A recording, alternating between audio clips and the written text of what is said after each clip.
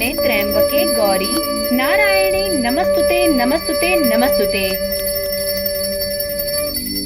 सनातन धर्मसार channel की तरफ से आप सभी साधकों को चैत्र नवरात्रि की अत्यंत हार्दिक शुभकामनाएं। माँ दुर्गा के 9 रूपों में से अंतिम रूप माँ सिद्धिदात्री की पूजा नवरात्रि के 9वें दिन की जाती है।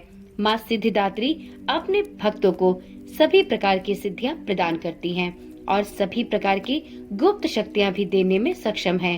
वह 26 अलग अलग इच्छाओं की स्वामी है जो वह अपने उपासकों को प्रदान करती हैं। किंवदंती है कि भगवान शिव ने माँ शक्ति की पूजा करके ये सभी सिद्धियां प्राप्त की थी। उनकी कृपा से भगवान शिव का आधा शरीर माँ शक्ति का हो गया और इसलिए उन्हें अर्धनारीश्वर कहा गया। माँ दुर्गा का यह अवतार अज्ञानता को दूर करता है और अपने भक्तों को ज्ञान प्रदान करता है। देव, गंधर्व, असुर, यक्ष और सिद्ध भी उनकी पूजा करते हैं। माँ कमल पर विराजमान है और शेर पर सवार हैं। उनकी 4 भुजाएं हैं और उनके निचले दाहिने हाथ में गदा, ऊपरी दाहिने हाथ में चक्र, निचले बाएं हाथ में कमल का फूल और ऊपरी बाएं हाथ में शंख है। उनकी महिमा और शक्ति अनंत है और नवरात्रि के अंतिम दिन माँ सिद्धिदात्री की पूजा करने से उनके भक्तों को सभी सिद्धियां प्राप्त होती हैं और साथ ही नवरात्रि उत्सव का सफल समापन भी होता है। माता सिद्धिदात्री का बीज मंत्र है ह्रीं क्लीं ऐं सिद्धये नमः और माता की स्तुति इस प्रकार है। या देवी सर्वभूतेषु माँ सिद्धिदात्री रूपेण संस्थिता नमस्तस्यै नमस्तस्यै नमस्तस्यै नमो नमः। यह माता सभी प्रकार की सिद्धियों को देने वाली है। नवरात्रि पूजन के 9वें दिन माता की उपासना की जाती है। इस दिन शास्त्रीय विधि विधान और पूर्ण निष्ठा के साथ साधना करने वाले साधक को सभी सिद्धियां प्राप्त होती हैं। सृष्टि में कुछ भी उसके लिए अगम्य नहीं रह जाता। ब्रह्मांड पर पूर्ण विजय प्राप्त करने की सामर्थ्य उसमें आ जाती है। मार्कंडेय पुराण के अनुसार अणिमा, महिमा, गरिमा, लघिमा, प्राप्ति, प्राकम्य, ईशित्व और वशित्व ये 8 सिद्धियां होती है।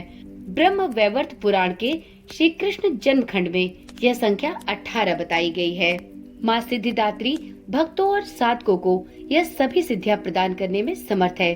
देवी पुराण के अनुसार भगवान शिव ने इनकी कृपा से ही इन सिद्धियों को प्राप्त किया था। इनकी अनुकंपा से ही भगवान शिव का आधा शरीर देवी का हुआ था।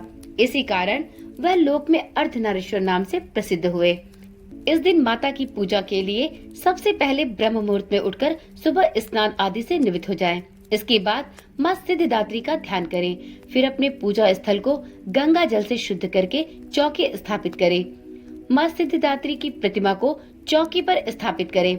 इसके बाद माता को गंगा जल से स्नान कराएं, अक्षत और कलावा अर्पित करें। अगर आपके पास वस्त्र है तो आप बैंगनी रंग के वस्त्र भी चौकी पर रखकर माँ सिद्धिदात्री को अर्पित कर सकते हैं और फिर पूजा होने के बाद उन वस्त्रों को दान कर सकते हैं। फिर विशेष नैवेद्य, सिंदूर, चूड़ियाँ, माता की चुनरी, फूल मालाएं इत्यादि अर्पित करें। इसके बाद माता को भोग अर्पित करें। भोग में आप माता के लिए हलवे, पूरी और चने का भोग भी लगा सकती हैं। माँ के लिए घी का एक शुद्ध दीपक जलाएं।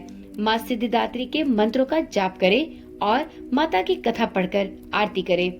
अंतिम में माँ को लगाए हुए भोग को प्रसाद के रूप में परिवार एवं आसपास के लोगों में वितरित करें। महानवमी के दिन माँ सिद्धिदात्री के लिए आप हवन भी कर सकते हैं। इस दिन कन्या पूजन भी किया जाता है और आप चाहे तो ब्राह्मणों को भोजन भी करा सकती हैं। माता सिद्धिदात्री की पूजा के दिन ही प्रभु श्री रामचंद्र की पूजा भी की जाती है। इससे जीवन की सभी परेशानियां दूर होती हैं। तो एक बार प्रेम से बोलिए माता सिद्धिदात्री की जय हो, नव दुर्गा की जय हो। तो मित्रों, नवरात्रि के अंतिम अर्थात 9वें दिन माता सिद्धिदात्री की पूजा आप इस प्रकार से संपूर्ण विधि विधान से करें। निश्चित ही माँ आपके सभी मनोकामनाओं को पूर्ण करेंगी। तो चलिए आज की वीडियो यहीं पर समाप्त करते हैं। फिर मिलते हैं अगली वीडियो में। वीडियो अगर पसंद आई हो तो वीडियो को लाइक और शेयर जरूर करें। माता का जयकारा लगाए बिना कहीं मत जाइएगा। बोल सांचे दरबार की जय।